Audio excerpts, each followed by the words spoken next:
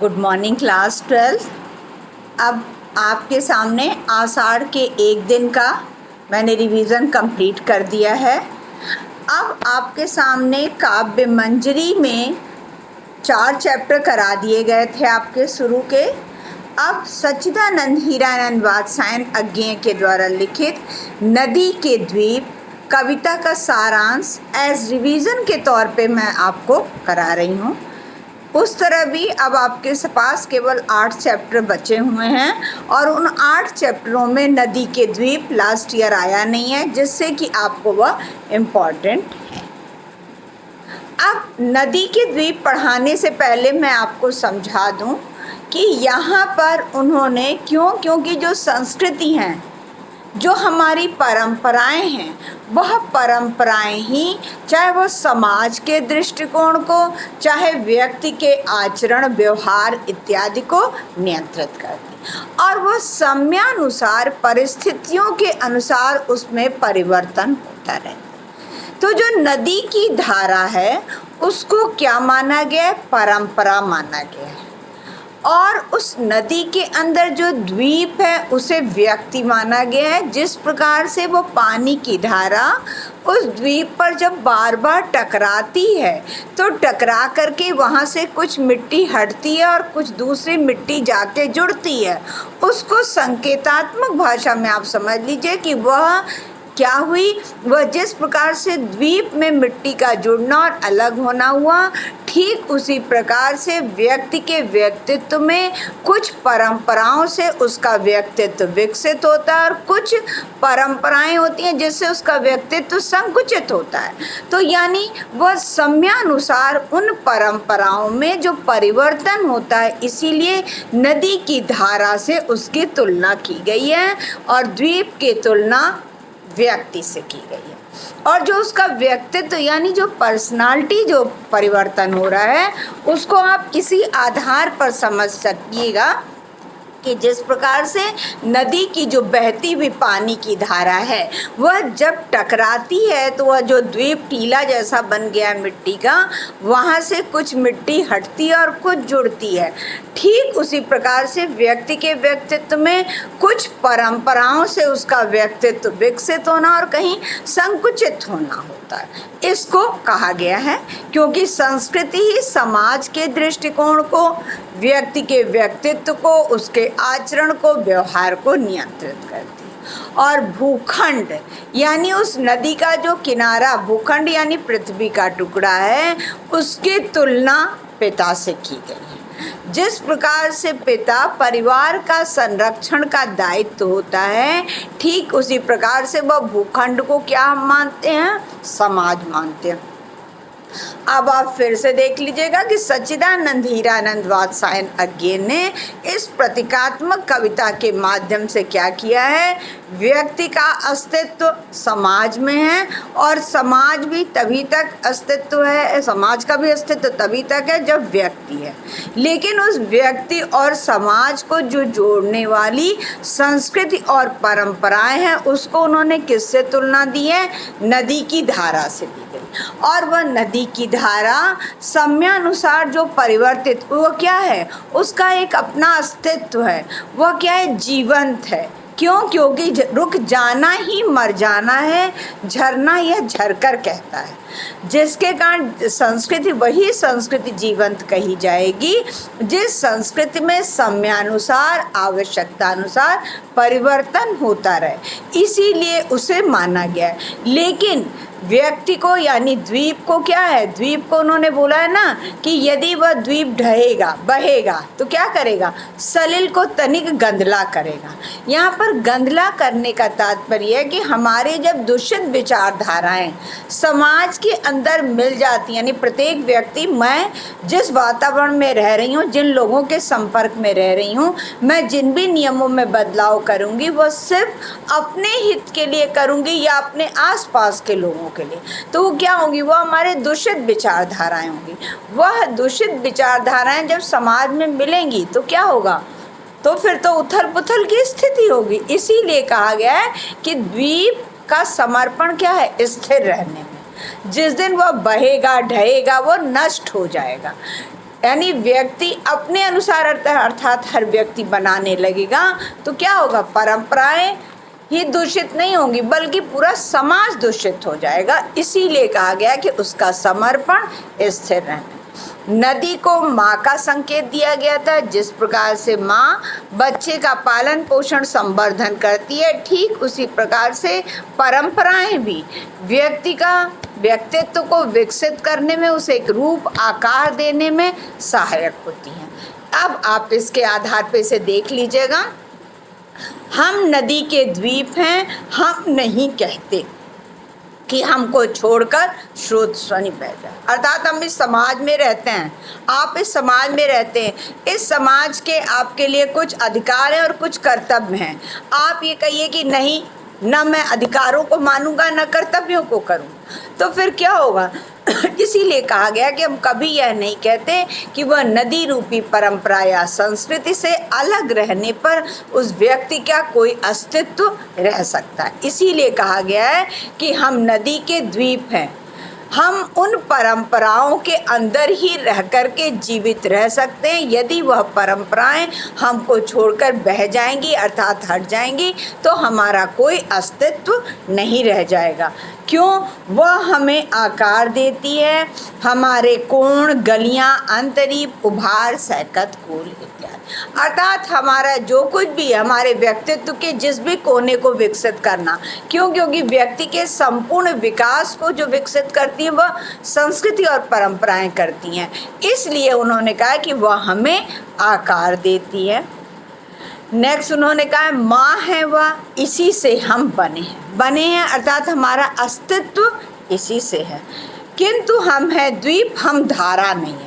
धारा किस लिए प्रयोग नहीं करेगा? क्यों? क्योंकि हमारी जब दूषित विचारधाराएं इस समाज के अंदर मिल जाएंगी, तो जब दूषित विचारधाराएं हमारी समाज के अंदर मिल जाएंगी तो वह समाज क्या होगा? दूषित हो जाएगा। इसीलिए उन्होंने कहा है कि नदी रूपी परंपरा ही व्यक्ति की जन्मदाता है, और वह व्यक्ति की जन्मदाता होने के कारण व्यक्ति यदि उसके कार्यों को करने लगेगा तो उथल पुथल होगी। स्थिर समर्पण है हमारा, हम सदा से द्वीप हैं स्रोत स्वनी के। हम उसके द्वीप हैं अर्थात उसके अंश हैं, और हमारा समर्पण क्या है, त्याग क्या है? स्थिर रहने में। और साथ में कहते हैं हम बहते नहीं, क्योंकि बहना रेत होना। रेत होना, अब आप स्पष्ट कर दीजिएगा कि हमारी जो गलत विचारधाराएं हैं, हमारे जो गलत दृष्टिकोण हैं, वह जिस दिन समाज में हो जाएंगे अर्थात जो चार व्यक्ति है वह चार व्यक्ति चार तरह के विचारधाराओं, चार तरह की संस्कृतियों को लेकर के समाज में आएगा, और वह संस्कृति यदि एक दूसरे को स्वीकार नहीं करती हैं, सिर्फ एक दूसरे के अंदर कमियां ही निकालती हैं, तो क्या होगा समाज में।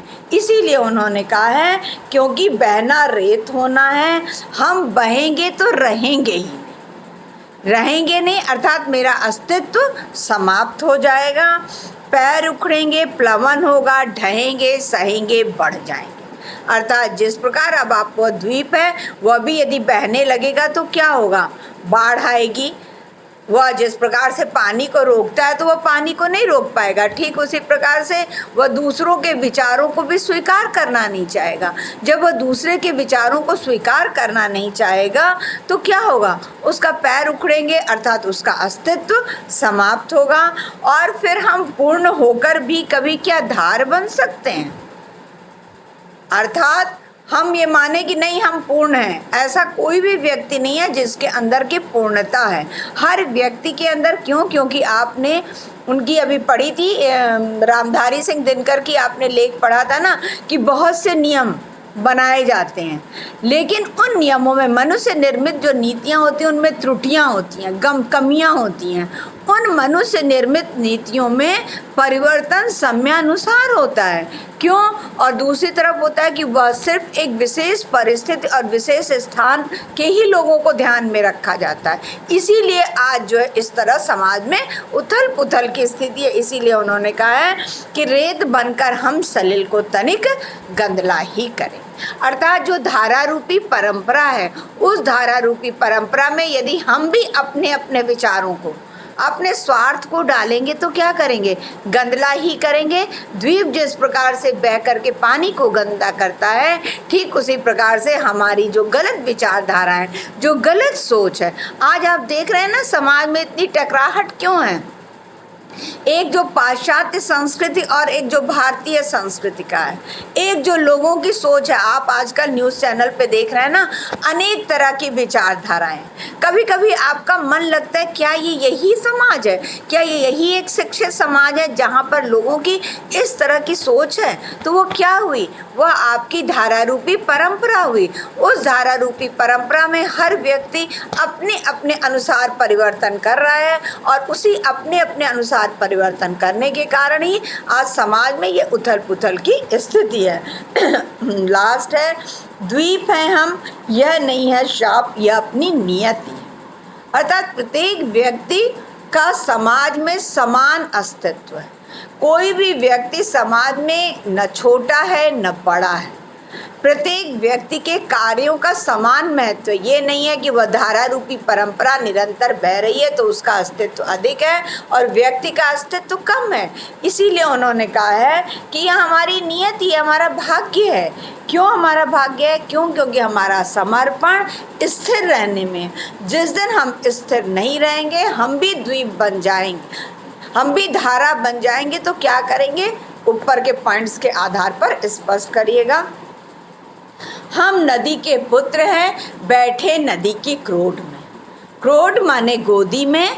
नदी के पुत्र क्यों? क्योंकि जिस प्रकार से वह परंपरा हमारे, जिस प्रकार से माँ आपका संरक्षण इत्यादि करती है, ठीक उसी प्रकार से वह परंपरा भी आपके व्यक्तित्व को एक आकार रूप देने के लिए आपका विकास करती हैं।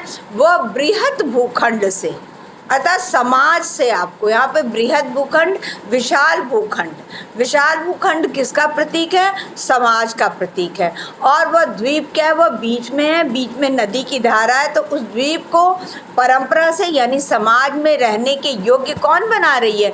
वह धारा रूपी परंपरा बना रही है और वह भूखंड अपना पिता।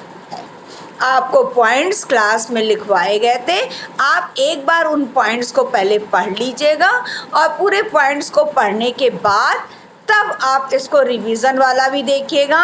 और साथ ही साथ सच्चिदानंद हीरानंद वात्सायन की जो सबसे प्रमुख किताब है, कितनी नाव में कितनी बार, जिस पर कि उन्हें ज्ञानपीठ पुरस्कार मिला था, नदी के द्वीप, ये दो रचनाएं आधुनिक काल, भाषा खड़ी बोली, प्रतीकात्मक शब्दावली के द्वारा अपनी कविता को और भाव को स्पष्ट किया गया है इत्यादि के आधार पर आप इसे स्पष्ट करिएगा। नदी के द्वीप के छोटे छोटे क्वेश्चन आंसर भी साथ में आपको जो भी रिवीजन इत्यादि दिया जा रहा है, उस रिवीजन के साथ आपको क्वेश्चन आंसर दिए जा रहे हैं और उसे आप समय समय पर कंप्लीट करते जाइए ताकि आपका रिवीजन कंप्लीट हो सके। तो आज मैं आपको सिर्फ नदी के द्वीप और नदी के द्वीप क्लास 12 बहुत अच्छे से तैयार करिएगा। वो या तो लॉन्ग क्वेश्चन आंसर में आता है या फिर आपके रेफरेंस वाले क्वेश्चन आंसर में आता है। रेफरेंस वाले क्वेश्चन आंसर में आएगा, तीनों पॉइंट के लिए आप तैयार करिएगा पॉइंट के अनुसार कि द्वीप क्या है, उसका समर्पण स्थिर रहने में क्या है, यदि वह स्थिर नहीं रहता है तो क्या क्या पॉइंट्स आते हैं। धारा यानी परंपरा जो संस्कृति माँ के समान है, वहाँ पे स्पष्ट कर दीजिएगा। क्यों? क्योंकि जिस प्रकार से धारा रूप बहती रहती है, ठीक उसी प्रकार से परंपराएं भी समयानुसार परिवर्तित होती रहती हैं। उसको आप माँ का संकेत दे करके स्पष्ट कर सकते हैं और वह समयानुसार आवश्यकता के अनुसार जो परिवर्तन करती हैं उनके आधार पर स्पष्ट कर दीजिए। और व्यक्ति रहता कहाँ है? समाज में रहता है। समाज किसको दिया गया? भूखंड को दिया गया है। नदी का एक और कार्य भी हो गया कि वह द्वीप रूपी व्यक्ति को यानी व्यक्ति को समाज से जो जोड़ने का काम क्या है, वह परंपरा करती है। और व्यक्ति जो गंदला इत्यादि है, वह व्यक्ति के गलत विचारधाराओं और दृष्टिकोणों के आधार पर उसे स्पष्ट कर लीजिएगा। धन्यवाद क्लास।